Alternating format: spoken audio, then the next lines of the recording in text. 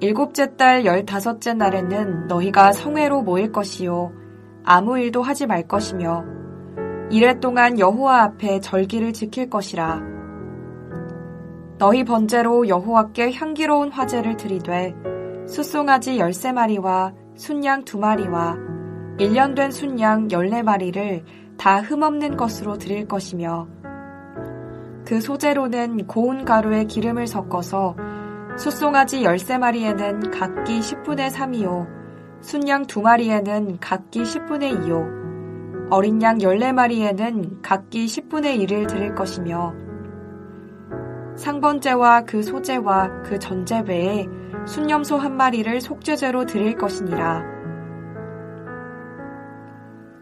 둘째 날에는 숫송아지 12마리와 순양 2마리와 1년 되고 흠없는 순양 14마리를 드릴 것이며 그 소제와 전제는 숫송아지와 순양과 어린 양의 수요를 따라서 규례대로 할 것이며 상번제와 그 소제와 그 전제 외에 순염소 1마리를 속죄제로 드릴 것이니라. 셋째 날에는 숫송아지 11마리와 순양 2마리와 1년 되고 흠없는 순양 14마리를 드릴 것이며 그 소제와 전제는 수송아지와 순양과 어린 양의 수요를 따라서 규례대로 할 것이며 상번제와 그 소제와 그 전제 외에 순염소 1마리를 속죄제로 드릴 것이니라. 넷째 날에는 숫송아지 10마리와 순양 2마리와 1년 되고 흠없는 순양 14마리를 드릴 것이며 그 소제와 전제는 수송아지와 순양과 어린 양의 수요를 따라 규례대로 할 것이며 상번제와 그 소제와 그 전제 외에 순염소 1마리를 속죄제로 드릴 것이니라. 다섯째 날에는 수송아지 9마리와 순양 2마리와 1년 되고 흠없는 순양 14마리를 드릴 것이며 그 소제와 전제는 숫송아지와 순양과 어린 양의 수요를 따라서 규례대로 할 것이며 상번제와 그 소제와 그 전제 외에 순염소 1마리를 속죄제로 드릴 것이니라. 여섯째 날에는 수송아지 8마리와 순양 2마리와 1년 되고 흠없는 순양 14마리를 드릴 것이며 그 소제와 전제는 수송아지와 순양과 어린 양의 수요를 따라서 규례대로 할 것이며 상번제와 그 소제와 그 전제 외에 순염소 1마리를 속죄제로 드릴 것이니라. 일곱째 날에는 수송아지 7마리와 순양 2마리와 1년 되고 흠없는 순양 14마리를 드릴 것이며 그 소제와 전제는 수송아지와 순양과 어린 양의 수요를 따라 규례대로 할 것이며 상번제와 그 소제와 그 전제 외에 순염소 1마리를 속죄제로 드릴 것이니라.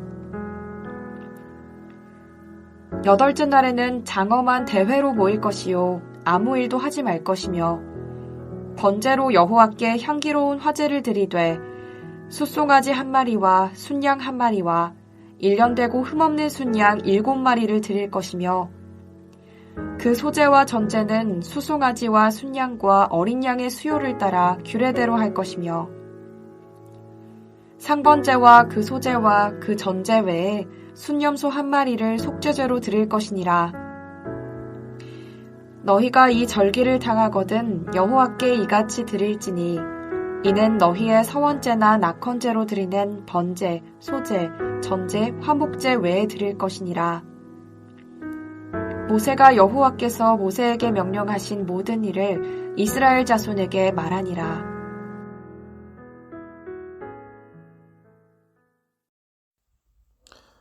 오늘 말씀은 구약성경 민수기 29장 12절부터 40절까지의 말씀입니다.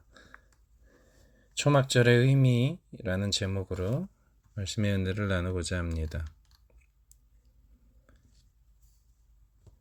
우리가 가을이 돼서 지키는 추수감사절의 의미는 무엇입니까? 한 해 동안 풍성한 수확을 허락하신 하나님께 그 하나님의 은혜에 감사를 표하는 절기가 바로 추수감사절입니다. 오늘 본문에 나오는 초막절 혹은 장막절 혹은 수장절이라고도 하는데요. 이 초막절의 의미 또한 추수감사절과 매우 유사합니다. 병행 본문이 되는 레위기 23장 33절부터 44절 사이를 보면 하나님께서 이스라엘 백성에게 원하시는 삶의 모습이 잘 나타나 있습니다. 그 첫 번째가 하나님 앞에서 주님께서 명한 이 초막절을 지키는 삶이 그들의 삶의 중심축이 되어야 함을 말하고 있다는 점입니다. 우리의 믿음이 예배를 중심축으로 세워져야 된다는 사실입니다. 그러할 때 우리는 견고한 하나님의 백성으로 설 수 있게 됩니다. 그 무엇보다도 예배를 소중히 여기는 우리의 삶의 태도가 필요합니다. 두 번째로 초막절의 의미는 우리에게 하나님 앞에서의 안식을 경험케 합니다. 우리가 가진 직업과 노동의 삶이 우리의 존재 가치를 결정하는 자본주의 사회 속에서 우리는 살고 있습니다. 그러나 하나님께서는 우리가 일하기 전에 하나님 앞에서 안식하기를 원하십니다. 그래서 초막절의 첫날과 8번째 날에 우리는 생업을 모두 멈추고 하나님 앞에서 아무 일도 하지 않아야 합니다.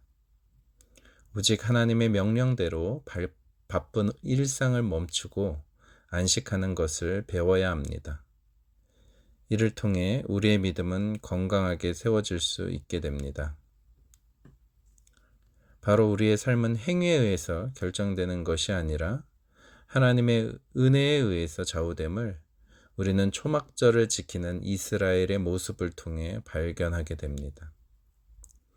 초막절의 세 번째 의미는 기뻐하고 감사하는 삶의 중요성입니다. 민간력으로 이스라엘 사람들은 이 7번째 달, 이 첫날에 나팔을 불면서 새해 시작을 하게 됩니다. 그리고 나서 15일째 되는 날부터 8일 동안 초막절을 지키고 있는 것입니다.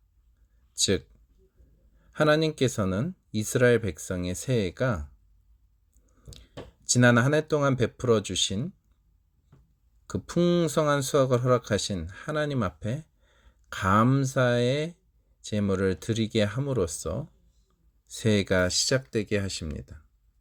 작년에도 이렇게 풍성한 은혜를 베풀어 주신 하나님께서 올해 또한 우리 모두를 돌보아 주실 것을 신뢰하며 기뻐하라는 의미입니다. 참고로 가나안 땅에 대해서 한번 살펴보려고 합니다. 가나안 땅은 어떤 땅입니까? 하나님의 은혜의 비가 내리지 않으면 결코 이스라엘 백성에게 열매를 제공해 줄 수 없는 땅입니다. 우리나라처럼 어디를 파나 우물물이 솟아나지를 않습니다. 하나님의 돌보심 없이는 그 은혜의 비가 내리지 않고서는 인간의 노력으로 절대 한 개의 열매조차도 쉽게 얻을 수 없는 척박한 곳입니다. 그런데 왜 가나안 땅의 별명이 젖과 꿀이 흐르는 땅입니까? 네, 그렇습니다. 하나님께서 이스라엘 백성을 돌보아 주실 때는 그런 풍성한 열매를 맛보게 되는 땅이기 때문에 그러한 별명이 붙은 것입니다. 우리는 모든 것을 공급하시는 하나님께 초막절을 지키며 예물을 드림으로 감사를 표현함으로써 하나님의 신실하심을 신뢰하며 기뻐할 수 있게 되는 것입니다. 말씀을 정리하려고 합니다. 우리의 삶에 있어서 초막절이 있습니까? 혹시 우리의 믿음의 삶이 너무나도 쉽게 주일 예배를 빼먹고 있는지, 그렇지 못한지를 점검해야 됩니다. 생업을 위해 언제든지 뺄 수 있는 것이 예배여서는 안 됩니다. 우리의 믿음의 삶이 예배를 중심으로 견고히 서야 합니다. 또한 우리는 일 중독에서 벗어나야 합니다. 안식을 경험하는 것이 중요합니다. 분명 우리의 노동은 소중한 것이지만 하나님 앞에서 규칙적으로 안식함으로써 우리는 일과 휴식의 균형을 잡을 수 있어야 합니다. 마지막으로 우리는 하나님께서 베풀어 주신 은혜에 감사를 표현해야 합니다. 그러함으로써 하나님을 향한 우리의 신뢰, 믿음을 드러내야 하는 것입니다. 어제나 오늘이나 동일하신 하나님께서 광야 그 척박한 땅에서 이스라엘을 돌보아 주신 것처럼 우리의 삶을 또한 돌보아 주실 것을 믿습니다. 우리의 현실의 삶 속에서 열매 맺게 하시는 하나님의 은혜를 바라보며 우리의 믿음의 삶이 이루어져야 하겠습니다. 기도하겠습니다. 사랑의 주님, 주님께서는 초막절을 지키게 함으로써 이스라엘 백성에게 모든 것을 공급하시고 그들을 돌보아 주시는 분이 바로 하나님 되심을 그들이 기억하게 하셨음을 우리가 오늘 본문을 통해 알게 됩니다. 이스라엘 백성뿐만 아니라 우리 또한 하나님의 공급하심과 돌보심이 없이는 그 어떤 것도 열매 맺을 수 없음을 정직하게 고백합니다. 하나님, 우리의 삶이 힘든 노동과 직장의 바쁜 일들 속에서 이루어지지만 하나님 앞에서 규칙적으로 예배드리며 쉼을 갖는 안식을 통해 우리의 삶이 균형 잡혀지기를 소원합니다. 또한 하나님께서 우리의 삶에 베풀어 주신 그 은혜를 기억하며 감사를 표현하는 예배를 통해 우리가 하나님을 기뻐하며 하루하루 살아갈 수 있도록 주님, 우리에게 건강한 믿음을 허락하여 주옵소서. 오늘 하루의 삶도 주님께서 베풀어 주신 그 모든 은혜를 기억하며 오늘 하루 또한 주께서 우리의 삶을 책임져 주실 것을 믿으며 그러한 믿음 가운데 감사하며 하루를 시작할 수 있도록 주님 도와주옵소서. 모든 삶을 주께서 주관하시고 인도하여 주실 줄 믿고 감사드리며 우리 주 예수님 이름으로 기도드립니다. 아멘.